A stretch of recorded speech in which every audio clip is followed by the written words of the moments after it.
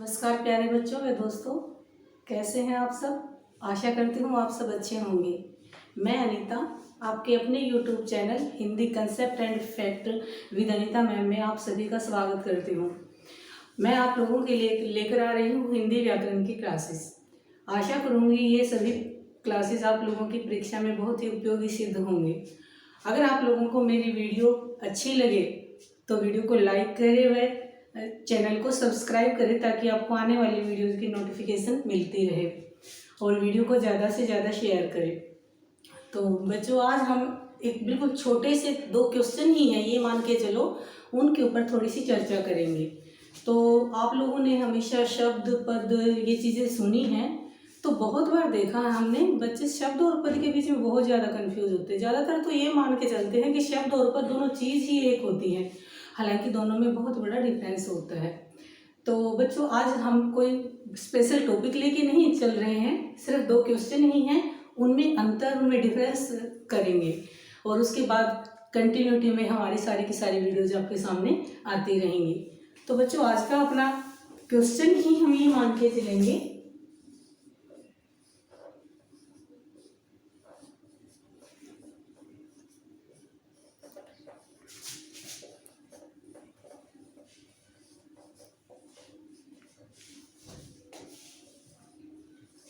शब्द और पद में अंतर।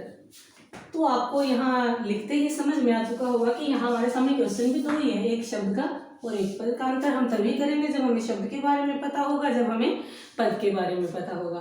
तो बच्चों, सबसे पहले तो हम ये जानेंगे कि शब्द होता क्या है। जैसा कि आप लोगों ने हमेशा से सुना है, 2 या 2 से अधिक वर्णों के सार्थक मेल को शब्द कहते हैं। ये सार्थक ही क्यों बोला गया? 2 या 2 से अधिक वर्णों के मेल को शब्द कहते हैं, ये चीज क्यों नहीं कहते? साथ में सार्थक क्यों जोड़ना पड़ता है? तो वही एक बार हम देखते हैं। यहाँ पे देखो, जैसे मैंने लिख दिया,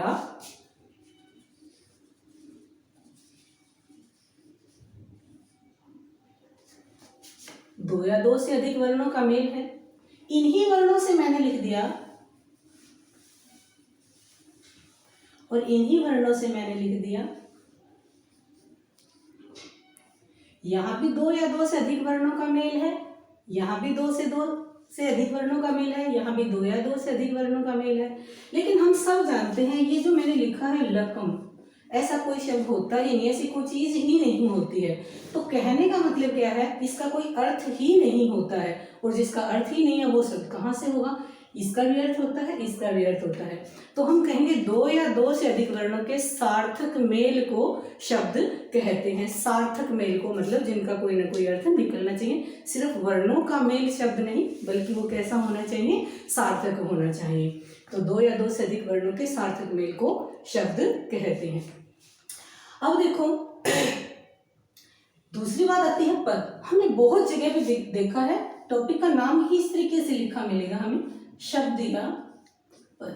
तो इसका मतलब ये है कि दोनों एक ही चीज है, शब्द बोल दो या फिर पद बोल दो, लेकिन दोनों में एक बहुत बड़ा डिफरेंस होता है। और डिफरेंस क्या होता है वो एक बार हम यहाँ पे समझने की कोशिश करते हैं। देखो बच्चों, जैसे मैंने लिख दिया बालक, मैंने लिख दिया कलम, मैंने लिख दिया लिखना, ये सारी की सारी चीजें क्या है? हमारी शब्द है। ये सारी की सारी चीजें क्या है? शब्द है।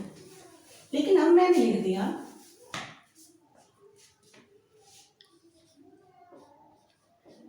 बालक कलम से लिखता है। बालक कलम से लिखता है, तो ये क्या है?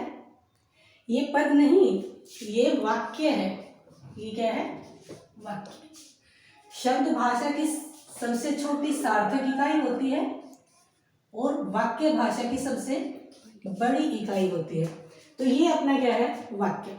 लेकिन इस पूरे वाक्य में अगर मैंने इस एक चीज को अंडरलाइन कर रखा है, तो यहाँ मैं किसी शब्द की बात नहीं कर रही, मैंने एक पद को अंडरलाइन किया है, पद। यहाँ मैंने इसको कर दिया, तो ये क्या है? पद है, एक शब्द नहीं है, पद है। ये क्या है? एक पद है। मतलब आप लोगों को अंतर थोड़ा बहुत तो जरूर समझ में आया होगा।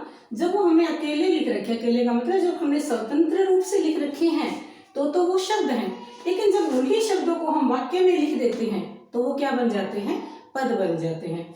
फर्क क्या होता है, देखो सिंपल से शब्दों में आप कह सकते हो कि जब किसी भी स्वतंत्र शब्द को वाक्य में प्रयुक्त कर दिया जाता है तो वो क्या कहलाता है, पद। लेकिन फर्क क्या आया है वो चीज भी तो जाननी जरूरी है ना। आप लोगों ने बहुत बार अपने स्कूल में आपने पढ़ा होगा कि कोई भी लाइन दे दी, किसी भी शब्द को अंडरलाइन कर दिया और फिर पूछा गया कि इसका पद परिचय दीजिए। जैसे मान लीजिए किसी ने यही दे दिया कि रेखांकित पद का पद परिचय दीजिए, तो यहाँ पर क्या हो जाता है, आप क्या कहोगे, बालक शब्द यहाँ पे कर्ता कारक है, संज्ञा है, एक वचन है, पुल्लिंग है, पुल्लिंग है।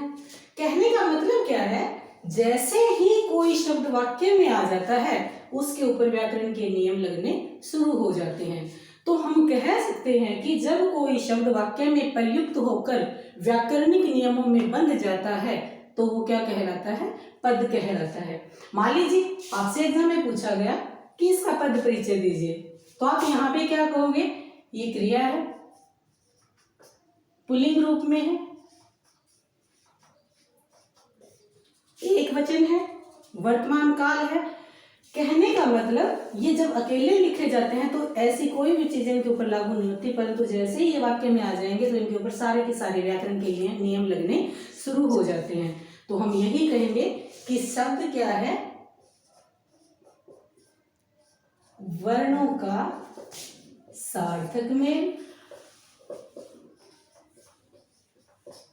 और पद क्या है, जब कोई शब्द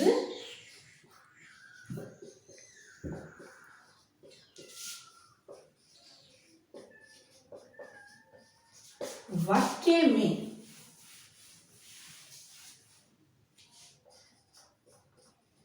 प्रयुक्त होकर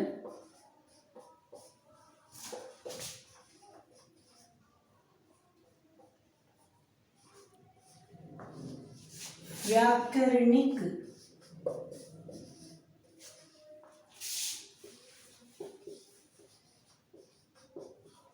नियमों में बंध जाता है तो वह पद